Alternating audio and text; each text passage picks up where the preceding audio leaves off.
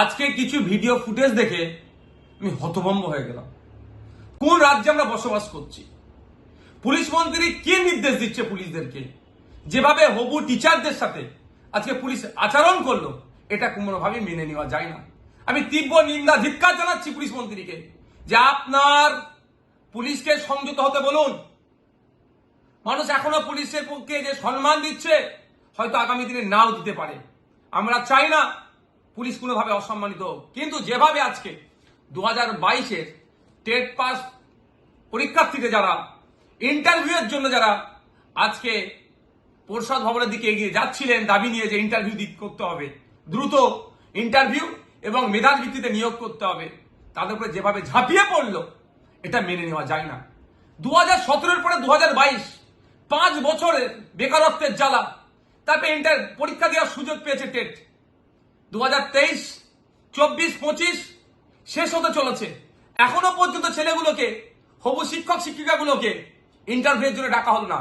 আমি বিধানসভায় 2024 সালে আমি শিক্ষামন্ত্রীকে মেনশন করলাম যে অবিলম্বে ইন্টারভিউ ডেকে মেধার ভিত্তিতে নিয়োগ করা হোক।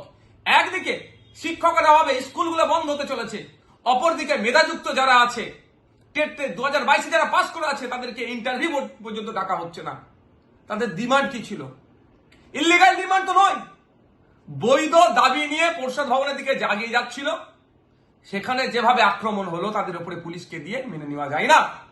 আসলে শিক্ষা দপ্তরের ব্যাপারটা নয়, রাজ্যের অর্থনৈতিক ভান্ডার শূন্য হয়েছে, খেলা মেলা করে হাজার হাজার কোটি টাকা উচ্ছন্নে দিয়েছে। এই শিক্ষকগুলোদের বেতন দেওয়ার কোনো জায়গা নাই, সেই অর্থনৈতিক পরিকাঠামো দুর্বল, এই জন্য এগুলোকে আটকে রেখেছে। এটা মেনে নেওয়া যায় না। আজকে যেভাবে পুলিশকে লেলিয়ে দিয়ে টেট 2022 পরীক্ষার্থীর উত্তীর্ণ পরীক্ষার্থীদের উপরে যে হামলা চালিয়েছে, এর জবাব বাংলার মানুষ দেবে, ওই শিক্ষিত পরিবারগুলো দেবে। বিভিন্ন রাজনৈতিক দলের কাছে অনুরোধ করব, রাজনীতি করার অনেক সময় আছে, এখন ঐক্যবদ্ধ হতে হবে। শিক্ষা ব্যবস্থার ধ্বংস করে দিচ্ছে, একটা প্রজন্ম শেষ হয়ে যাচ্ছে। মানুষের শিক্ষামুখী হবে না, উচ্চশিক্ষায় শিক্ষিত হবে না। তার ডেটা দেখলে বোঝা যাবে কলেজ এখন প্রায় 50% আপনার সিট শূন্য, মানে এখনো শূন্য হয়ে আছে, অর্থাৎ ভর্তি হচ্ছে না। কেন? এই দুরবস্থার জন্য। পড়ার শেষে চাকরি নাই, আবার চাকরি হলেও দুর্নীতি হয়ে যাচ্ছে।